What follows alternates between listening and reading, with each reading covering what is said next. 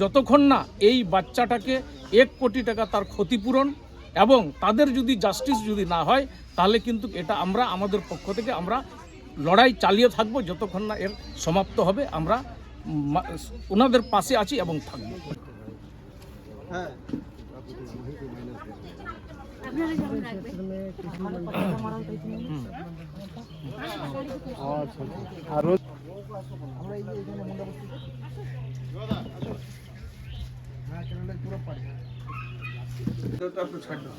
আমি প্রথমে আপনাদের টিমকে অশেষ ধন্যবাদ দিতে চাই, যেটা সর্বপ্রথম এই ভিডিওটি ভাইরাল হয়েছিল, এই ঘটনাটি যখন ভাইরাল হয়েছে এটা সম্পূর্ণ আপনাদের সহযোগিতা না হলে আজকে ইনারাও জাস্টিস পেতেন করা, সেটা আপনারা কিন্তু সম্পূর্ণভাবে আপনারা কভারেজ করেছেন, তাই আমি আপনাদেরকে অনেক অনেক ধন্যবাদ দিতে চাই।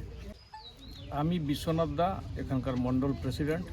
আমরা প্রথম থেকেই এই ঘটনাতে জড়িত, অর্থাৎ আমরা ইনাদের যেটা সমস্যা ছিল সম্পূর্ণভাবে তারা আমাদেরকে লিখিত হিসাবে জানিয়েছে এবং আমরা প্রথম দিন থেকে আমরা নিজের হাতে আইন না নিয়ে আমরা প্রশাসনিককে সম্মান দিয়ে, অর্থাৎ বিএলআরও থেকে শুরু করে থানা থেকে আমরা সেটা সুন্দরভাবে তাদেরকে জানিয়েছি। অবহেলিত একটা এসটি সমাজের লোক, যেটা সিপিএম আমলে যেটা আপনার আধিয়ারি রেকর্ড যাদের হয়, এরা সাধারণ মানুষ, আমাদের আদিবাসী, বাস্তবেই তারা ততটা বুঝে না আইনগত জিনিসগুলো। তখন থেকে ইনাদের পেপার যেভাবে আছে এরা প্রাপ্যযোগ্য।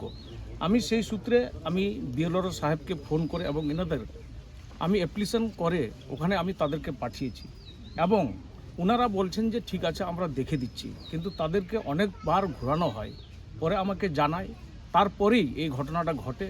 অর্থাৎ কাদের নামে, তার সঙ্গে আরও সঙ্গী ছিল 6-7 জন, এবং যেভাবে আমাদের মহিলা অর্থাৎ আদিবাসী মহিলাকে তাদের গলা টিপে অর্থাৎ তাদের পেটে লাথি দিয়ে, এবং এই সমস্যা যেভাবে হয়েছে অর্থাৎ বাচ্চাটাও মারা গেছে, অর্থাৎ যখন বাচ্চাটা প্রসব হয়েছে তখন আমরা দেখেছি, আমি এখানেই তার হাত এবং তার গায়ে অনেকটা কালো দাগ লাগানো ছিল।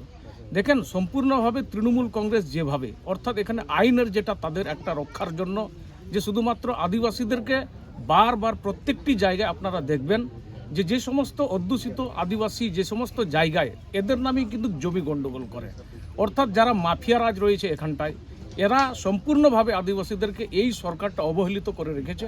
অর্থাৎ কোনোদিনও এই প্রশাসনিক চায় না যে এখানে আদিবাসী সুস্থ মতো বাঁচুক এবং থাকুক, এরা চায় না। একমাত্র ইনাদের মদত হচ্ছে অনুপ্রবেশকারী এবং তাদেরকে সহযোগিতা করে সমস্ত জায়গায় হামলা চালানো হচ্ছে আদিবাসীদের উপরে। আমি এটাই বার্তা আপনাদের মাধ্যমে দিতে চাই, এই ধরনের আদিবাসীদেরকে কতদিন সেভাবে রাখবে।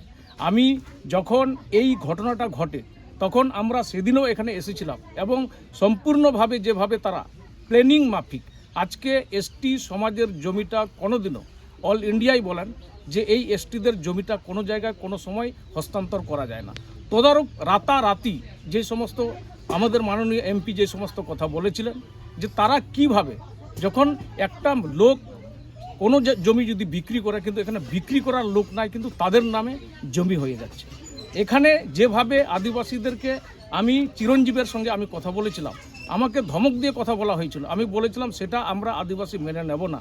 অর্থাৎ তাদেরকে পরিকল্পিতভাবে যেই হসপিটালে নিয়ে, অর্থাৎ তাদের যে হাতিয়ার আমাদের আদিবাসী সমাজের মধ্যে কোনোদিনও তীর ধনুক বাজেয়াপ্ত করতে পারে না, কারণ এটা হচ্ছে আমাদের ট্র্যাডিশনাল, যেরকম পাঞ্জাবিদের থাকে, যেরকম নেপালিদের খুকরি থাকে, এই সমাজটাকে যেভাবে এরা হেয় করেছে আমি এই সংক্রান্তে বলতে চাই।